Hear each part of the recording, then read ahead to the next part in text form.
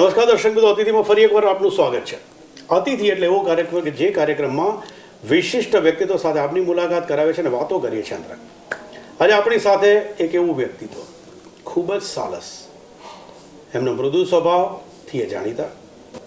નાની ઉંમરે 4 વર્ષની ઉંમરે તેઓ આશ્રમમાં આવી ગયા. આશ્રમમાં આવ્યા નહીં, એમને સ્વીકાર્યા. સ્વીકારવાની વાત પણ એક બહુ અદ્ભુત છે, જાણવા જેવી છે. આ બધાની વચ્ચે આટલા વર્ષોથી, છેલ્લા હું માનું ત્યાં સુધી લગભગ 30 વર્ષથી, 27, 28, 30 વર્ષથી આ જે વ્યક્તિત્વ છે તે ગુજરાતના અલગ અલગ લોકોને મળતા હતા, અલગ અલગ સમાજને મળતા હતા. પરંતુ અચાનક જ આ વ્યક્તિત્વ અથવા તો એ વ્યક્તિ જે સ્થાન પર છે, જે ધામ પર છે, એ ધામ અચાનક જ કેટલાય સમયથી ચર્ચામાં આવી ગયું. અને કારણ એ છે કે સોમનાથ જેવું મંદિર, એક એવું મંદિર કે જે મંદિરની અંદર વર્ષો એટલે હું કહું છું 9 પેઢીથી, કદાચ એનાથી વધારે હશે, એટલી પેઢીથી શંકર ભગવાનનું શિવલિંગ નહીં, પરંતુ શંકર ભગવાનની સ્વયંભૂ પ્રગટ થયેલી મૂર્તિની પૂજા થાય. વાળીનાથ ધામ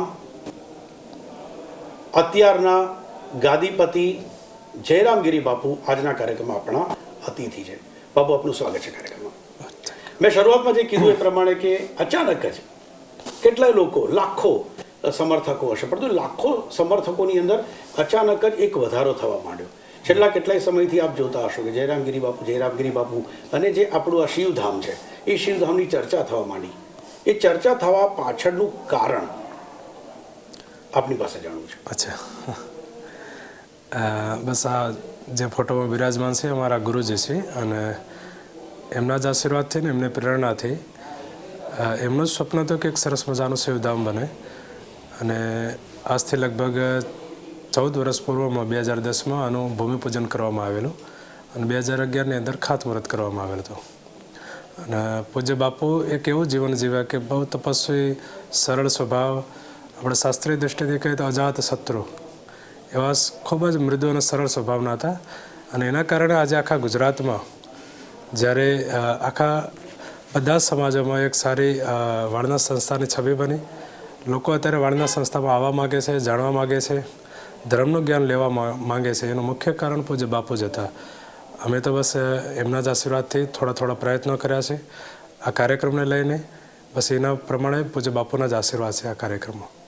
એક નોર્મલી ક્યારેક કે પણ શિવલિંગની સ્થાપના થતી હોય, પ્રાણ પ્રતિષ્ઠા થતી હોય તો એક અલગ રીતે થતી હોય, પરંતુ આ કાર્યક્રમમાં અહીંયા જે શિવલિંગનું પ્રાણ પ્રતિષ્ઠા થવાની છે, બાપુ મને જાણવું છે કે આ શિવલિંગને 12 જ્યોતિર્લિંગ ફરાવા, આ બધી જગ્યાએ બધી ફરીને આવે, ત્યાંના જળાભિષેક થાય, રુદ્રાભિષેક થાય અને અલગ 12 જ્યોતિર્લિંગમાંથી આવે, આ વિચાર ક્યાંથી આવ્યો હતો? એમના જ આશીર્વાદ. અને અચાનક જ એક દિવસ બધા બેઠા હતા ત્યારે ચર્ચા થતી હતી કે આપણે કંઈક એવું કરીએ કે કંઈક વિશેષ આ પ્રતિષ્ઠા, જ્યારે આટલા અથાગ પ્રયત્નોથી આ મંદિર બન્યું છે, આટલા લોકોની મહેનત છે, એટલે એના માટે કંઈક એવું વિશેષ થવું જોઈએ કે લોકો આ જીવન સુધીને યાદ રાખે. એટલે પછી બધા બેઠા હતા. પછી રાત્રે વિશ્રામમાં ગયા અને પછી બીજા દિવસે વિચાર આવ્યો કે આપણે એક આવું આયોજન કરીએ કે 12 જ્યોતિર્લિંગ અને 4 ધામ યાત્રા કરાવીએ અને ત્યાં જઈને જે આપણા યજમાનો બનતા હોય, સેવકો હોય, એમના દ્વારા પૂજન અર્ચન કરાવીએ અને લોકોને આપણે એક જ્ઞાન આપીએ કે આ આપણા જ્યોતિર્લિંગો છે, આપણા 4 ધામ છે અને અહીંયા જઈને પૂજા થઈને આપણો શિવલિંગ આવેલો છે. પછી યાત્રા આપણા ભાદરવી પૂનમથી અમે યાત્રા ચાલુ કરી.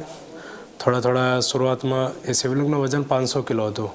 એટલે શરૂઆતમાં થોડી બહુ બધી પ્રોબ્લેમો પણ આવે, પણ ભગવાનના આશીર્વાદ હતા, ગુરુદેવના આશીર્વાદ હતા અને ખૂબ સારી સેવકોની એક ટીમ હતી. તો અહીંથી પછી અમે શરૂઆત કરવા માગતા હતા કેદારનાથથી, પણ થોડું વ્યવધાન આવ્યું. શિવલિંગનું વજન એટલો બધો વધારે હતો કે મુશ્કેલી પડી રહી હતી. તો અમારી શરૂઆત અમે મહાકાલેશ્વરથી કરી. મહાકાલેશ્વરથી ખૂબ સારી શરૂઆત થઈ. લોકોને પણ એક આશા જાગી ગઈ, ઉત્સાહ આવી ગયો અને ખૂબ સારી રીતે પૂજન કરવામાં આવ્યું.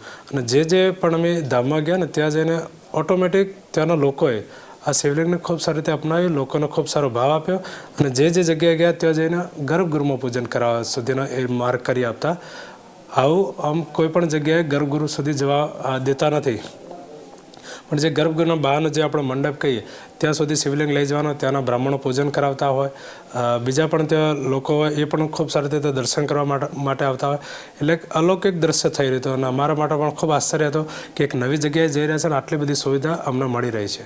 અને આ તો આમ ચમત્કાર જ કહેવાય, કારણ કે આવો વિચાર કરવો, 12 જ્યોતિર્લિંગ, 4 ધામ અને એ બધું જ સુખરૂપ નિર્વિઘ્ને જ્યારે પૂર્ણ થાય. આ નિર્વિઘ્નની અંદર મારે વાત કરવી છે કે કેદારનાથ જ્યારે આપ ઉપર હતા અને વાતાવરણ વેધર ખરાબ થયું ત્યારે બધા જ લોકો ચિંતામાં હતા કે બાપુ શું થશે, આપણું હેલિકોપ્ટરને પરમિશન મળશે કે નહીં. ત્યારે જયરામગીરી બાપુએ બહુ શાંતિથી જવાબ આપ્યો કે બધું થઈ જશે અને બીજા બધા હેલિકોપ્ટર કરતાં કદાચ આપણા હેલિકોપ્ટરને ઉડવાની પરમિશન મળી હતી. મારે એ ઘટના જાણવી છે આપણી પાસે. અમારી યાત્રા જ્યારે કેદારનાથમાં હેલિકોપ્ટરની ચાલુ કરીને તો આપણા એના સેવકો બધા નક્કી કરવા માટે ગયા હતા અને એ ટાઈમે નક્કી પણ થઈ ગયો. જ્યારે પહેલાં અમે બદ્રીનાથમાં લઈ ગયા હતા હેલિકોપ્ટર, ત્યાં પૂજન અર્ચન કરીને બીજા દિવસે અમારે કેદારનાથ જવાનું હતું. બદ્રીનાથમાં ખૂબ સારી રીતે પૂજા થઈ, ત્યાંના જે સંતો હતા એ પણ સાથે રહ્યા, ત્યાંના જે પૂજારીજીઓ હતા એ પણ સાથે રહ્યા. સીડીઓ પણ લગભગ ત્યાં 30 થી 50 જેવી સીડીઓ હતી, એ પણ શિવલિંગ આખું ચડાવી લીધું અને ત્યાંના લોકલ જે લોકો હતા એમને ખૂબ સારી મહેનત ત્યાં કરી. એટલે બદ્રીનાથની પૂજા અમારી ખૂબ સારી રીતે થઈ ગઈ. બીજા દિવસે જ્યારે કેદારનાથ જતા હતા ત્યારે લેન્ડિંગ પરમિશન જલ્દી મળે એવું નહોતું, એટલા માટે કે ત્યાં એક જ હેલિપેડ છે જ્યાં મંદિરે. આમ નીચે તો બહુ બધા હેલિપેડ છે પણ મંદિરે એક જ હેલિપેડ. અને આ આર્મીનું હેલિકોપ્ટર હતું ને એના લીધે એને જ્યારે ઉતારવામાં આવે કે પછી એ ટાઈમે એનો સમય જે અડધો કલાક જેવો સમય લાગે, એને બંધ કરીને પછી આપણે શિવલિંગ ઉતારીએ એટલે અડધો કલાકનો સમય લાગે. તો જે બીજા આખા રૂટીનમાં જે શિવલિંગો હેલિકોપ્ટર આખો દિવસ ચાલતા હોય ને એમનો ડિસ્ટર્બ થતો થાય. તો એના લીધે પછી વિચાર કર્યો કે થોડા લેટ લઈ જઈએ, એટલે લગભગ 3 વાગ્યા એટલે અમને મંજૂરી આપી. જ્યારે તો લઈ જવામાં આવ્યું ત્યારે અચાનક જ વેધર ખરાબ થઈ ગયું અને બધા ડિસ્ટર્બ થઈ ગયા અને જે પાયલટ હતા એમને પણ એવું કીધું કે હવે આનો લેન્ડિંગ ના કરાવી શકીએ. એટલે ત્યાંથી પાછું મંદિરથી આમ ફેરવીને પાછું રિટર્ન લાવી દીધું, લેન્ડિંગ કરાવી નહોતું. એટલે બધા થોડા દુઃખી થઈ ગયા, થોડા માયુસ થઈ ગયા, બધા અલગ અલગ, કેમ કે સેવકો ખૂબ મોટા પ્રમાણમાં ત્યાં હાજર હતા. અને પછી પોઝિટિવ તો લોકો વિચારધારાથી આપણે નીકળ્યા હતા. એટલે એમને કીધું કે અત્યારે કંઈ વાંધો નહીં, આપણે ફરીથી આવશું પણ આ યાત્રા આપણે પરિપૂર્ણ કરાવશું. પછી અમે બીજી વખતે ગયા એટલે સર્વપ્રથમ હેલિકોપ્ટરની ચર્ચા થઈ કે પાછું વેધરની પ્રોબ્લેમ આવશે, પાછું આ થઈ શકે છે અને મારી પાસે ટાઈમ બહુ ઓછો હતો. એટલે પછી બીજી અમે ચર્ચા એવી કરી કે આપણે ઉઠાવીને લઈ ગઈએ. 16 કિલોમીટર જેટલો એ ચાલવાનું છે અને 16 કિલોમીટર ચાલવાનું. એટલે ત્યાંના જે લોકલ લોકો હતા એમને આપણે મદદ લીધી. લગભગ 1-1.5 કિલોમીટર સુધી અમે ચાલ્યા હશું અને પછી એ મૂકી દીધું એમને અને કે હવે મારાથી આ ચડશે નહીં. એટલે શિવજી ભગવાનનું જે પણ આપણે કાર્ય કરતા ને એમાં વિઘ્ન થોડા મોટા પ્રકારના આવતા હોય છે, પણ અમારી બધી જ પરીક્ષા કેદારનાથમાં થઈ. બીજી બધી જગ્યાએ ખૂબ સરળતાથી થઈ જતું, પણ કેદારનાથમાં તો એવા બહુ બધા વ્યવધાનો આવ્યા. પછી એવો વિચાર કર્યો કે આપણે ટ્રેક્ટરમાં લઈ જઈએ. ત્યાં સીડીઓ પર ટ્રેક્ટર જતું હોય છે અને એના રસ્તા દ્વારા લોકો ખેંચતા હોય છે અને એવી રીતે લઈ જવા માટે નક્કી કર્યું. થોડા આગળ ગયા એટલે જે ટ્રેક્ટરની જે બેરિંગ આવે એ એક તૂટી ગઈ. એટલે પાછું સમય લાગ્યો અને પાછા થોડા આગળ ગયા એટલે ફરીથી એક બીજી બેરિંગ તૂટી ગઈ. એટલે વ્યવધાનો ખૂબ આવ્યા હતા. લગભગ અમને શિવલિંગ લઈ જતા 36 કલાક થયા હતા લગાતાર. 16 કિલોમીટરમાં 36 કલાક અને લગાતાર થાક્યા વગર લોકો જે ટીમ હતી લગાતાર મહેનત કરીને શિવલિંગ ત્યાં પહોંચાડ્યું. સવારે લગભગ 5 વાગે શિવલિંગ કેદારનાથમાં પહોંચ્યું અને 2 કલાક સુધી ત્યાં પૂજન અર્ચન ચાલ્યું અને પછી અમે બધા રિટર્ન નીચે આવી ગયા હતા. એમાં પણ જે અમારી ટીમ હતી તો આખી ચાલીને આવતી હતી અને બીજા સેવકો હતા એ બધા હેલિકોપ્ટરમાં આવ્યા હતા. એટલે બંને પ્રકારની વ્યવસ્થા કરવામાં આવી હતી. ઓકે, સો આટલી બધી અડચણોની વચ્ચે એ જે આપે નક્કી કર્યું હતું કે 12 જ્યોતિર્લિંગ અને 4 ધામ એ યાત્રા પૂર્ણ થઈને પછી તો ગુજરાતમાં પણ અલગ અલગ જગ્યાએ ફરીને પછી આ કાર્યક્રમ હવે થવાનો છે. અહીંયા હું રોકું છું, સમય થયો છે વિરામનો. વિરામ બાદ બીજા તબક્કાની વાતો કરીશું જયરામગીરી બાપુ સાથે.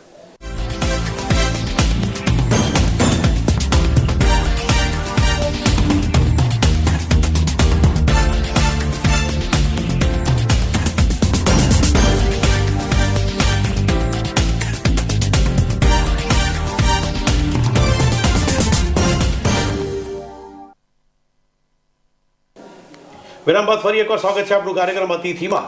બાપુ, આપે ફર્સ્ટ હાફમાં જે વાત કરી કે એક સારું કાર્ય હોય ને એમાં શિવજીનું કાર્ય હોય એ ક્યાંક થોડી અડચણ આવે, પરંતુ આ અડચણની વચ્ચે એક સ્વસ્થ ચિત્તે કોઈ પણ નિર્ણય લેવો, ઓલ માઇટી ઉપર ભરોસો રાખી અને સત્કાર્ય કરવા નીકળ્યા છે તો વિઘ્ન આવશે પરંતુ એ દૂર પણ થઈ જશે, આવો એક વિશ્વાસ સતત આપણા મનમાં હતો. બટ મારો ક્વેશ્ચન એ છે કે જી કન્ટિન્યુ. શાસ્ત્રમાં કહીએ છીએ ને કે શ્રેયાંશે બહુ વિજ્ઞાની. આપણે કોઈ પણ પ્રકારના સારા કાર્ય કરતા હોય એમાં નાના પ્રકારના વિઘ્નો આવતા હોય છે, અને આપણે જ્યારે પ્રભુનું સ્મરણ કરીને ભગવાનના સામે પ્રણામ કરીને જતા અને ગુરુ મહારાજના આશીર્વાદ હોય તો કોઈ પણ પ્રકારનું વિઘ્ન હોય એ ટળી જતું હોય છે અને આપણું કાર્ય સફળ થઈ જતું હોય છે. આ જ એક વિશ્વાસ હતો અને એ જ વિશ્વાસથી આ કાર્ય થઈ ચૂક્યું. હવે આ બધા જ વિશ્વાસની વચ્ચે જ જયરામગીરી બાપુ ફક્ત આ એક કાર્યક્રમ કે આ એક ઘટના એવી નથી કે જેમાં બાપુને આટલો વિશ્વાસ આવ્યો. સતત બાપુ વિશે મેં જેટલા લોકોને પૂછ્યું, આપણે ઇન્ટરવ્યુ લેતા પહેલાં મેં જેટલા લોકો પાસે વાત કરી, બધાનો એક કોમન, મેં કીધું મને કેરેક્ટરિસ્ટિકની વાત કરો તમે, બાપુની કેરેક્ટરિસ્ટિક, એ બધામાં કોમન એક જ વાત આવતી હતી એન્ડ દેટ ઇઝ પોઝિટિવિટી. બાપુ, મને એવું લાગે છે કે એક સંત તરીકે, એક જ્યારે ગાદીપતિ તરીકે બેઠા હો ત્યારે લગભગ બધા જ વ્યક્તિઓ પોતાની નેગેટિવ વાત લઈને જ આવતા હોય છે. મારે આ તકલીફ છે, મારે આ તકલીફ છે, મને આવું પ્રોબ્લેમ છે, આ છે, આ છે. આ બધા નેગેટિવિટીની વચ્ચે આટલા પોઝિટિવ રહેવું અને સતત પોઝિટિવિટી પાછી વહેંચતા રહેવું, આ એક સમથિંગ સ્પેશિયલ વર્ચ્યુ છે. અમારા જે ગુરુજી હતા ને એ પહેલાંથી જ અમે જ્યારે એ ગાદી પર હતા અને એમના સાનિધ્યમાં 10 વર્ષ રહેવાનો મને અનુભવ થયો, અને એ ટાઈમે રોજ એવા અવારનવાર લોકો આવતા હોય અને બધાને બાપુ આશીર્વાદ આપતા હોય અને એમના કાર્ય સફળ થાય એટલે લોકો બાપુને માનતા પણ ખૂબ હતા. એટલે પહેલાંથી જ એ જોયેલું, અને સાથે ને સાથે આપણે ગીતાજીમાં આવે છે ને કે અભ્યાસ એને તો કોણ થઈએ, એટલે એક પ્રકારનો એક અભ્યાસ થઈ ગયો હોય. રોજ લોકો આવતા હોય, એમની સાથે રહેતા હોય, એમના વચ્ચે રહેતા હોય, એટલે બધા જ પ્રકારના અભ્યાસ થઈ જતા હોય છે. અને જ્યારે કોઈ પણ પ્રકારની આપણા પર જિમ્મેદારી આવતી હોય ને એટલે બધી જ પ્રકારથી આપણે તૈયાર થઈ જતા હોય. ઋષિકેશ સ્વામી જ્યારે હતા તો અમારો આવું નેચરને એક આવું જીવન એ નહોતું, પણ જ્યારે એક સંસ્થામાં આવ્યા છે, સંસ્થા સંભાળે છે, લોકો વચ્ચે રહેવાનું હોય, સેવકો માટે કંઈક સારા વિચાર લાવીને એમના માટે કામ પણ કરવાનું હોય, એટલે એક પોઝિટિવ વિચારધારા અને થઈ જતી હોય. અને પૂજ્ય બાપુના આશીર્વાદ છે કે એમના સાનિધ્યમાં રહેવાનો મળે, લાભ મળે ને એનાથી ખૂબ સારો ફાયદો. બાપુ, અહીંયા મારે એ જ પૂછવું છે, આપે વાત કરી, આપે જ આપણી રીતે ઇન્વાઇટેડ કોમામાં બોલી નાખ્યું, પણ એ જ ક્વેશ્ચન મારો નેક્સ્ટ હતો.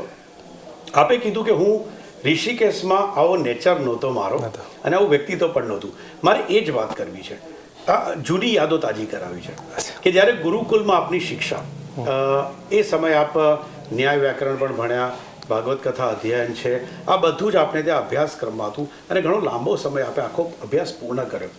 હા, ત્યાંના એકાદો એવો અનુભવ, કારણ કે અહીંયા તો બાપુને આ રીતે બધાએ જોયેલા છે, પરંતુ ત્યાં એક વિદ્યાર્થી તરીકે, અત્યારે ગુરુ તરીકે આપને કારણ કે આ કાર્યક્રમ જાણીતો છે અંતરંગ વાતો અતિથિમાં, એવી અનટોલ્ડ સ્ટોરી આ કાર્યક્રમમાં આપની પાસેથી સાંભળવી છે.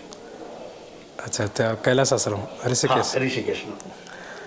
ઋષિકેશ એટલે આખા ભારતભરનું જ્યાં બ્રહ્મ વિદ્યાપીઠ તરીકે ખ્યાતમાન, અને આખા ભારત વર્ષના જે પણ સંતો એમના આપણે કૈલાસ આશ્રમનું નામ લઈએ એટલે પ્રણામ કરે. અને એક એવી પરંપરા જે 150 વર્ષથી અભ્યાસ જ કરાવે. ત્યાંનો નિત્ય નિયમ એવો કે ત્યાં કોઈ પણ સાંભળવા ના આવે તો મારે ભગવાન જે અભિનવ ચંદ્રેશ્વર ત્યાં મૂર્તિ છે મહાદેવજીની, એમને સંભળાવવાનું. અને આ ભાવથી રોજ ત્યાં અધ્યાપન ચાલતું જ હોય છે. અને ત્યાં સંતો માટે સ્પેશિયલ વ્યવસ્થા કરવામાં આવે કે ત્યાં રહેવાની, જમવાની અને ત્યાં અભ્યાસ કરવા માટેની. અને એ પરંપરા એટલા માટે દિવ્ય કે સ્વામી વિવેકાનંદજી પણ ત્યાં ગયેલા અને ત્યાં અભ્યાસ કરેલો થોડા સમય રહી. અને જે એમના ગુરુભાઈ હતા એમને ત્યાં અભ્યાસ કરેલો, એવી દિવ્ય પરંપરા. અને આખા ભારત વર્ષમાંથી જેટલા પણ મંડલેશ્વરો હશે, વિદ્વાન સંતો હશે, કોઈક જગ્યાએ તો શંકરાચાર્ય મહારાજ પણ હશે, તો એ બધા ત્યાંથી અભ્યાસ કરી નીકળેલા. અને એવી દિવ્ય પરંપરા, એવા બહુ બધા અનુભવો છે. ત્યાં અમારા જે આશ્રમ કૈલાસ આશ્રમ ખરો એની પાછળ જ એક જંગલ છે, અને જંગલની અંદર પણ રોજ વિચરણ કરવા માટે મહારાજજી સાથે જવાનું થતો. જે અમારા ત્યાં આચાર્ય હતા મંડલેશ્વરજી હતા, એમના સાથે જ એમની સેવામાં પણ અમને લાભ મળ્યો. 2 વર્ષ સુધી એમની સેવામાં હું રહ્યો હતો. એમની સાથે પણ ખૂબ સારી રીતે અનુભવ થયા જીવનના. અને ખૂબ તપસ્વી એમનું જીવન આપણે જોઈએ તો આખો દિવસ જે રીતે અમે એમના સવારે 4 વાગ્યાથી એમના રૂમથી નજીક આવી જઈએ અને 4 વાગ્યાથી રાતના 10 વાગ્યા સુધી એમનું જીવન જોઈએ તો એકદમ પ્રવૃત્તિમય, શાસ્ત્રોનું વાંચન કરતા હોય, તત્વચિંતન કરતા હોય, કોઈ પણ પ્રકારનું આળસ કે પ્રમાદ નહીં, એવું ઉત્તમ જીવન જીવનારા. અને એમના નજીક રહેતા હોય એટલે બહુ વખત એવા પણ થતા કે કોઈક જગ્યાએ અમારાથી પ્રમાદ થઈ જાય. એટલે એ જ કહું છું, શિક્ષા કે દંડ, એવો એકાદો પ્રસંગ મને ખાસ એક વખતે એવું થયું હતું કે આરતીનો સમય હતો, અમે લગભગ 2 મિનિટ કે 5 મિનિટ કંઈક લેટ હતા અને એ ટાઈમે મારા જે રૂમમાં બોલાયા કે કેમ આરતીમાં પહોંચી નહીં શક્યા, એટલે અમે કારણ હતું કે આવું હું લેટ થઈ ગયો. તો તરત જ દંડ કરવામાં આવ્યો કે 7 દિવસ બહાર ભિક્ષા કરવાની અને અભ્યાસ કરવા મંદિરમાં આવવાનો, રોજ આરતીમાં આવવાનું, અભ્યાસ કરવા આવવાનો અને બહાર રહીને જ ભિક્ષા કરવાની. એટલે ખૂબ બધા જ પ્રકારના અનુભવ એ સંસ્થાથી થઈ જાય. ઓકે, અહીંયા મારો એક સીધો સવાલ આપને પૂછો છે બાપુ. આ એક એવો સવાલ છે, મને લાગે છે કે આપ જે હોય છે સ્પષ્ટ કહી દો છો, ભલે હસતા હસતા કહી દો છો, પરંતુ સત્ય હોય કહી દો છો. મારો સીધો સવાલ આપને એ છે કે ચમત્કાર અને વિદ્વતા, આ બેમાં સંસારીઓ વધુ કોને નમન કરે છે, કોને ફોલો કરે છે? ઓકે, એમાં કારણ એક એ છે કે જે વિદ્વતા છે એ સત્ય ઘટના પર આધારિત, કે તમને સત્ય જ કહેવામાં આવશે કે આ આવું છે, આવું જ છે. અને જે ચમત્કાર છે એ આપને પ્રભાવિત કરી નાખે, જે રીતે કે આમ આકાશમાંથી આમ કરીને આમ લીધો અને માટી આમ ઉડાડી દીધી, ભસ્મ ઉડાડી દીધી, એટલે લોકો પ્રભાવિત થઈ જાય અને લોકોને લાગે આ સત્ય છે. એટલે આપણે શાસ્ત્રમાં કહીએ કે એને માયા કહેવાય અમારે શાસ્ત્રીય દૃષ્ટિથી, અને માયા દ્વારા બધું સંભવ છે અને આ માયાથી જ આખો સંસાર ચાલી રહ્યો છે. એટલે માયામાં પ્રભાવિત જલ્દી મનુષ્ય થઈ જતો હોય છે અને સત્યનો ઓછો સ્વીકાર કરતો હોય છે. એટલે લોકો જે પ્રભાવિત થાય, પણ જે પરંપરાથી જે વેદાધ્યયન કરતા હોય કે શાસ્ત્રોનું જ્ઞાન રાખતા હોય એ કોઈ પણ દિવસ એવી રીતે ચમત્કારના ના માનતા હોય અને એમને એવી રીતે કહે કે એ ટેલેન્ટ તો એક જાદુગરમાં પણ હોય છે અને જાદુગરે આપણને થોડી વારમાં પાણી જરણ થતું હોય એવું દેખાડી દેતા હોય છે. બીજા પણ અલગ અલગ દ્રશ્યો દેખાડીને આપણને એકદમ ચમત્કારી જે ઈશ્વર સમાન હોય એવા દ્રશ્ય આપણને દેખાડી દેતા હોય છે. પણ શાસ્ત્રીય દૃષ્ટિથી આપણે જોવા જઈએ તો એ ચમત્કારોને શાસ્ત્રીય દૃષ્ટિમાં માનતા નથી, એને એક જાદુ કહેવામાં આવતો, એક માયા કહેવામાં આવતી હોય છે.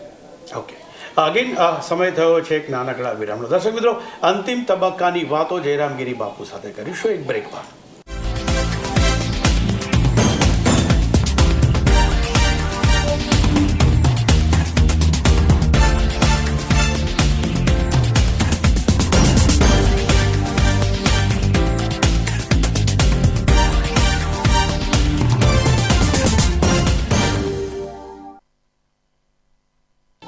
વિરામ બાદ ફરી એકવાર સ્વાગત છે આપનું કાર્યક્રમ અતિથિમાં અંતિમ તબક્કાની વાતો જયરામગીરી બાપુ સાથે. જયરામગીરીજી, આપે બહુ સરસ વાત કરી કે ચમત્કાર એ માયાવી છે અને અત્યારે ઘણા બધા લોકો એવા છે કે જે પોતાના ચમત્કારથી લોકોને પોતાના ફોલોઅર્સ બનાવે છે, પરંતુ અંતે જીત અને લાંબુ તો એ વિદ્વતાને લઈને જ થાય છે. આ વિદ્વતા ઉપર જ મારે આવવું છે.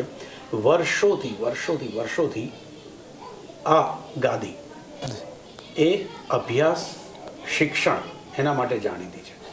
એક સમયે જ્યારે શિક્ષણ પ્રત્યે એટલી જાગૃતિ નહોતી ત્યારે પણ પુસ્તક પરબ ચલાવવાનું કાર્ય આ ગાદી દ્વારા થયું હતું. આપના ઇન્ડિવિજ્યુઅલ એજ્યુકેશનને લઈને સોસાયટી માટે શું વિચાર છે? આજથી 60 વર્ષ પૂર્વમાં 1964માં પૂજ્ય બાપુએ અહીંયા પુસ્તક પરબ નામની એક ટ્રસ્ટ ચાલુ કરેલું અને એની અંદર જે પણ ગરીબ વિદ્યાર્થીઓ છે એ ટાઈમે એવી પણ વ્યવસ્થા નહોતી કે લોકો પુસ્તક ખરીદી શકે, પણ સરકાર તરફથી પણ એવી વ્યવસ્થા નહોતી મળતી કે ફ્રીમાં પુસ્તક આપતા. એટલે એ ટાઈમમાં પૂજ્ય બાપુએ અહીંયા ચાલુ કરેલું અને જ્યારે પણ સત્ર પૂરું થાય એટલે એ પુસ્તકો જમા કરાય છે અને આગળના સત્રના એ લઈ જતા. આ પરંપરા ચાલતી હતી ને એના પછી પૂજ્ય બાપુએ શિક્ષણ માટે અહીંયા હોસ્ટેલની શરૂઆત કરેલી. દીકરીઓનું શિક્ષણ એ પ્રમાણમાં ખૂબ સમયમાં ઓછું હતું, તો એના માટે પણ ગાંધીનગરમાં એક શૈક્ષણિક સંકુલ પૂજ્ય બાપુના નામનું શરૂ કર્યું. અમદાવાદમાં પણ એમને શૈક્ષણિક સંકુલ શરૂઆતમાં શરૂ કરેલું, એના પછી ગાંધીનગર લાવેલા. અત્યારે પણ વર્તમાનમાં આપણે ગાંધીનગરમાં રાયસણ કરીને સંસ્થા છે, એ જગ્યાએ પણ અત્યારે 400 વિદ્યાર્થી અભ્યાસ કરે એવી વ્યવસ્થા કરીને ત્યાં પણ અત્યારે 400 વિદ્યાર્થી અભ્યાસ કરી રહ્યા છે. અને આપણે સમાજના કાર્ય કરવા માટે એટલા માટે જરૂરી છે કે આપણે સમાજ વચ્ચે રહેતા હોય અને સમાજના શિક્ષણ આવશે, સમાજનું ઉત્થાન થશે તો આ જે પણ પ્રકારના જે હમણાં જ આપણે વાત કરી કે માયા કે ચમત્કાર, તો ચમત્કારથી દૂર લઈ જવા માટે સૌથી મોટો હથિયાર છે એ શિક્ષણ છે. લોકો શિક્ષણ લેશે તો જ આનાથી દૂર જશે.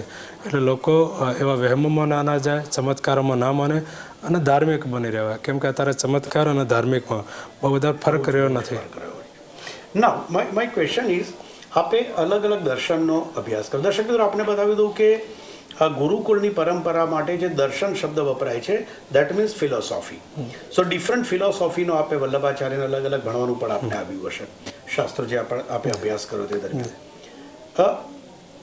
સનાતન ધર્મ ને સતત ખંડિત કરવો, એને ખોટી રીતે એને ચીતરવો, આવા પ્રયાસો વર્ષોથી ચાલતા આવ્યા છે અને ઘણી વખત ઘર્ષણ પણ થયા છે. આપણે ઘર્ષણમાં નથી જતા, શું કામ થયા, કોણે કર્યા, શા માટે કર્યા, એમનો મોટિવ શું હતો, એમાં મારે પડવું નથી. બટ મારો ક્વેશ્ચન એ છે કે એક સનાતન ધર્મ ઉપર આ પ્રકારના ક્યારેય પણ પ્રહારો ન થાય, આ પ્રકારના સનાતન ધર્મની નિંદા ક્યારે ન થાય, એના માટે સંતોની જવાબદારી શું છે? અચ્છા, આમ તો ધર્મના રક્ષણ માટે ધર્મો રક્ષતે રક્ષિતા, ધર્મના રક્ષણ માટે જ આપણા બધાનો જન્મ થયેલો છે અને સનાતન ધર્મના લોકો સમજી શકતા નથી. સનાતન એટલે નિત્ય અનાદિકાળથી જે ધર્મ ચાલતો આવે છે એને સનાતન ધર્મ આપણે કહી શકીએ. અને એના અંદર પણ અત્યારે આમ તો ભાગવતમાં જ પણ ઉલ્લેખ છે કે નાના પ્રકારના અલગ અલગ ધર્મો આવશે અને ધર્મનો હ્રાસ પણ થશે. અને આ જે કળિયુગનો પ્રભાવ છે એ પોતાનો પ્રભાવ બતાવશે. પણ આપણા સંત તરીકે કે આપણા વ્યક્તિ તરીકે કે આપણે માનવ તરીકે આપણો સર્વપ્રથમ ધર્મ એ છે કે આપણે ધર્મનું રક્ષણ કરવું, આપણા ધર્મને સાચી રીતે જાણવો. અને એના માટે સર્વપ્રથમ જો કોઈને મહેનત કરવાની જરૂર છે તો એ સંતોને છે. અને સંતો જ ધર્મનો પ્રચાર કરશે, લોકો વચ્ચે જશે, ધર્મના રક્ષણ માટે લોકોને સમજાવશે. આપણને કોઈને હિંસક બનાવવાના નથી, પણ આપણે એમને ધર્મનું સાચું જ્ઞાન આપીએ અને લોકોને જીવનમાં ખબર હોય છે કે આ આપણો ધર્મ છે, આ આપણી માન્યતાઓ છે, આ આપણી પૂજા પદ્ધતિ જે શાસ્ત્રો દ્વારા કથિત છે. કોઈ પણ વ્યક્તિ દ્વારા લિખિત હોય એને આપણે ના માનતા, પણ જે શાસ્ત્રો, જે વેદોનું અધ્યયન કરેલા હોય કે વેદો દ્વારા હોય, એ વેદોની પંક્તિઓને આપણે માનવું પડશે અને એ જ પંક્તિઓ પ્રમાણે આપણે ચાલવું જોઈએ. અને સર્વપ્રથમ પૂર્વમાંથી પણ આપણે જોઈએ છીએ કે શંકરાચાર્ય ભગવાનનો જન્મ એટલા માટે જ થયો હતો કે ધર્મના રક્ષણ માટે સનાતન ધર્મનો પ્રચાર થાય. અને જે વેદોક્ત પરંપરા નીકળી ગઈ હતી કે પછી એ યજ્ઞ પરંપરા નીકળી ગઈ હતી, એને ફરીથી લાવવા માટે ભગવાન શંકરાચાર્ય મહેનત એ ટાઈમે કરેલી. અને એ જ પરંપરા પછી એમને ચારે દિશાઓના ચારે શંકરાચાર્ય મહારાજ બેસાડ્યા, બીજા સંતોને પણ એમને ઉપદેશ આપીને અલગ જગ્યાએ જઈને ધર્મનો પ્રચાર અર્થે માટે વાત કરવામાં આવી. એટલે અર્થાત વર્તમાનમાં સર્વપ્રથમ તો આપણા પૂજનીય ચારે દિશાઓના ચારે શંકર મહારાજ તો છે જ, પણ અલગ સ્થાનો પર અલગ સંતો રહેતા હોય એમની પણ એક જિમ્મેદારી બનતી હોય છે કે આપણે સનાતન ધર્મનો સારી રીતે પ્રચાર થાય, લોકો એને જાણે અને આપણે લોકોને સમજાવવાનું છે કે આ સાચું છે, આ ખોટું છે, આ વસ્તુ કરવી જોઈએ, આ વસ્તુ ના કરવી. એવું જ આપણે એમને જ્ઞાન કરાવવાનું છે અને એ જ એને કહીએ કે આપણે વિવેક કરાવવાનો છે અને વિવેકથી એને ખબર પડશે કે મારે શું કરવું છે. બાબુ, આ એક બહુ અગેન એક બ્લન્ટ ક્વેશ્ચન છે. અનેક લોકો આવતા હોય આપણી પાસે અને આટલા વર્ષોથી આવતા હોય અને આપ જ્યારે આપના પહેલાંના ગાદીપતિ એમની સાથે પણ આપણે કામ કરી, એમની સેવા કરી, એ દરમિયાન પણ આપણે કીધું કે ઘણા બધા, તો જ્યારે કોઈ પણ આ દર્શનાર્થી આવે આપને પગેરા, ત્યારે પહેલી નજરે ઓળખી જવાય ખરો કે આ શેના માટે આવ્યો છે? એટલે ચમત્કારિક હું નથી, પણ આમ લોકો વચ્ચે રોજ રહેતા એટલે થોડું જાણકારી રહેતા, પણ હું એટલું બધું નહીં મારે એટલે કે હું ઓળખી શકતો હોય કે એક જ નજરથી એમને જોઈને એમને કે આ કયા ભાવથી આ છે. કોઈ પણ વ્યક્તિ આવતો હોય ખૂબ પવિત્ર ભાવ સાથે આપણે પાસે આવતો હોય એટલે અમારી દૃષ્ટિ તો એમને એ જ રીતે જોતી હોય કે એક સાત્વિક ભાવના સાથે અમારી પાસે આવેલા છે. અને ધીરે ધીરે એવા જ્યારે એક જગ્યા પર આપણે બેસતા હોય, લોકો વચ્ચે રોજ રહેતા હોય એટલે થોડો અનુભવ આપણને થઈ જતો હોય છે. પણ એક એવું ના કહી શકીએ કે બસ મને ખબર જ પડી જાય. ઓકે બાપુ, આ બધા વચ્ચે અગેન એક આવો સવાલ, સતત હસતા રહો છો આપ, સતત આપના મુખેથી પોઝિટિવિટીની વાત જ આવે છે, પણ અલ્ટિમેટલી મનુષ્ય છે તો પ્રેમ, હિંસા, એની સાથે ગુસ્સો પણ એક મનુષ્ય સ્વભાવમાં. ભલે કદાચ આપ આટલું જ્ઞાન અને એટલી વિશેષ સમજણના કારણે આપ પ્રદર્શિત ના કરો. ચાલો હું ગુસ્સાની વાત નથી કરતો, પરંતુ બાપુને શું નથી ગમતું એ થાય તો આ તો ના જ ગમે. અચ્છા, આમ તો મનુષ્યનો સ્વભાવ છે, આપણે બધાએ મનુષ્ય છીએ અને મનુષ્યનો સ્વભાવ છે કે એમાં કામ, ક્રોધ, લોભ, મોહ આ ચારે વસ્તુ હોય છે. પણ જે રીતે જે પ્રકારનો આપણને વિવેક થતો હોય આ બધું જ વસ્તુ વિવેક ઉપર નિર્ભર હોય છે કે આપણા પરંપરા આપણે જોઈએ, ગુરુ પરંપરાને જોઈએ કે આવી દિવ્ય પરંપરા રહેલી છે, આવા દિવ્ય સંતો થઈ ગયા, આટલા ભજનાનંદી સંતો થઈ ગયા અને એ પરંપરામાં આપણે આજે આપણને એમના આશીર્વાદથી આ લાભ મળેલ છે. એટલે આપણા થકી કંઈ પણ પ્રકારનું એવું કામ ના થાય કે લોકો અને ખોટી નોંધ લે. કેમ કે વાળના સંસ્થા એટલે લોકો પોતાનું ગુરુસ્થાન સમજતા હોય અને બધાની નજરો આપણી સંસ્થા ઉપર હોય છે, લોકોની નજરો હોય છે. એટલે આપણે કંઈ પણ પ્રકારનો વ્યવહાર ના કરીએ કે લોકોને એવું લાગે કે આ વ્યવહાર બાપુને ના કરવાની જરૂર હતી. એટલે ખૂબ કોશિશ કરીને પણ આમ વિવેક દ્વારા જ્યારે અહીં અભ્યાસ કરતા એટલે એ ટાઈમે એવું બહુ બધા ક્રોધ પણ આવી જતો હોય, બધા જ પ્રકારના થઈ જતા હોય. પણ જ્યારે કૈલાસ આશ્રમમાં 5 વર્ષ રહેવાનો મને લાભ મળ્યો અને એમનું જીવન જોયું ત્યારે આપણને એવું લાગ્યું કે આ જીવન કેટલું ઉત્તમ છે. ત્યાર સુધી મને સંત જીવનના એટલા બધા અનુભવો નહીં, એટલા પૂજ્ય બાપુ સાથે રહેવાનો લાભ મળેલો, પણ એ વિદ્યાર્થી જીવન હતું એટલે અમે હોસ્ટેલમાં રહેતા, એટલે સંત જીવનના એટલા અનુભવો ન હતા. પણ જ્યારે કૈલાસ, મારો બેઝિક પ્રશ્ન છે કે ક્યારે ગુસ્સો આવે, ભલે દબાવી દો, આ અણગમો ટૂંકમાં, આ નથી ગમતું મને. જ્યારે પણ એવો અવ્યવસ્થા થતી હોય, ખરાબ વ્યવહાર થતો હોય ત્યારે ક્ષણિક થોડું થઈ જતું હોય છે. પણ એક વિવેક દ્વારા કે આપણે થોડુંક ક્ષણિક આપણે રોકી દઈશું તો એનાથી આ ગુસ્સો ટળી જશે ને એનું નિરાકરણ પણ આવી જશે. પણ કોઈક ટાઈમ એવો થઈ જાય આવી જતો હોય છે, નીકળી જતો હોય છે. એવું કોઈ બનાવ કે જેમાં ખરેખર એ કંટ્રોલ કરવા ગયા પણ ન થયો?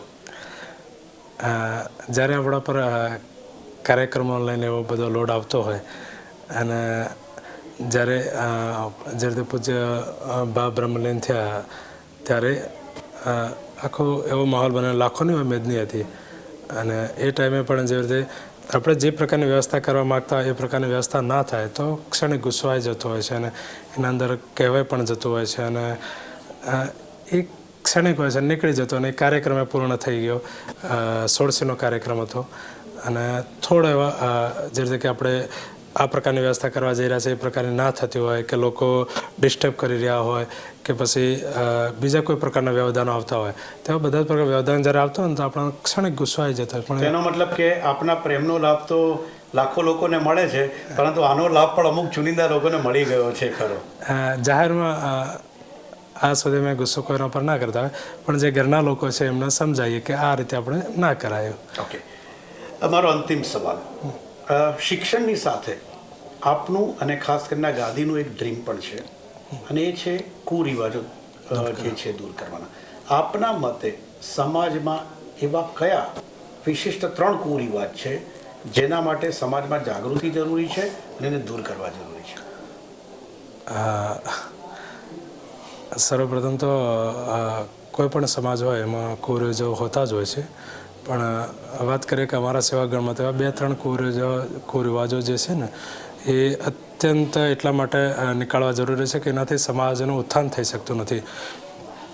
એક પૈસાનો વ્યવહાર હોય કે બીજા બહુ બધા એવા પ્રકારો છે કે એ આપણે દૂર કરવાની જરૂર છે.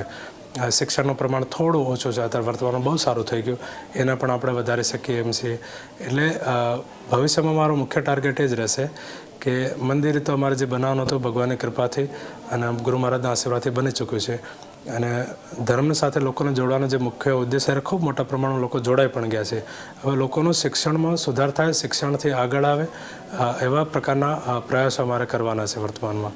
અને એના અંદર અત્યારે વર્તમાનમાં એક ગુરુકુળની પણ અહીંયા સ્થાપના અમે કરી રહ્યા છીએ અને ભવિષ્યમાં અમારો વિચાર છે એનાથી પણ વધારે શૈક્ષણિક સંકુલો અહીંયા વાળીનાથ મંદિરમાં બને કે અમદાવાદમાં બને એના માટે પણ અત્યારથી પ્રયાસરત છીએ અને લોકોનું ઉત્થાન થાય એ અમારો મુખ્ય ઉદ્દેશ્ય છે. થેન્ક યુ વેરી મચ, ખૂબ ખૂબ આભાર બાપુ આપનો. તો દર્શક મિત્રો, આથી વાત જયરામગીરી બાપુ સાથેની. મેં શરૂઆતમાં જ કીધું તે પ્રમાણે સાલસ સ્વભાવ, વિધવા હતા, પરંતુ ચહેરા પર સતત સ્મિત અને એમણે કીધું કે એ વિદ્વાન વ્યક્તિની ઓળખ જ એ છે કે કદાચ થોડા સમય માટે કદાચ મનમાં કોકના માટે ગુસ્સો આવે તો પણ એ દબાવી રાખવો અને એના જ કારણે અનેકો લોકો, લાખો લોકો જ્યારે પણ જયરામગીરી બાપુને મળવા આવે છે અને આ કાર્યક્રમમાં મેં એમનું ઇન્ટરવ્યૂ લેતા પહેલાં જેટલા લોકોને પૂછ્યું એ બધામાં કોમન વર્ચ્યુ એક જ વાત આવી હતી કે બાપુ પાસે જઈએ એટલે અમારો બધો ભાર હળવો થઈ જાય. અમે કાંઈ પણ મુશ્કેલીમાં હોઈએ, ટેન્શનમાં હોઈએ અને બાપુની એક સ્મિત અને બાપુના શબ્દોથી અમે અમારું એ ટેન્શન ભૂલી જઈએ છીએ.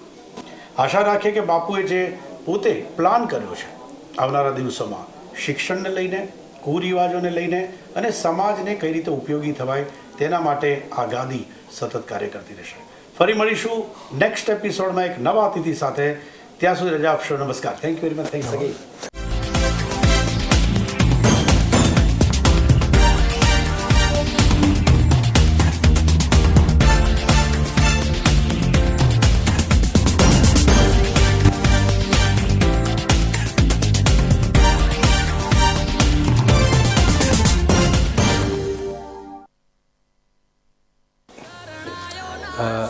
આ આપનો કાર્યક્રમ અતિથિ કાર્યક્રમમાં દેવાંગભાઈ ભટ્ટ દ્વારા ખૂબ સારી રીતે પ્રશ્ન પૂછવામાં આવ્યા અને એવું લાગી રહ્યું છે કે એમને કેટલા બધા અનુભવો હતા. આપણે જોયું હમણાં એ શાસ્ત્રોના અનુભવો હોય, વ્યવહારિક જીવનના અનુભવો હોય, બધા જ પ્રકારના વ્યવહારો કેવી રીતે આપણે ક્રોધ ઉપર કંટ્રોલ કરી શકીએ એના માટે પણ એમને ચર્ચા કરવામાં આવી.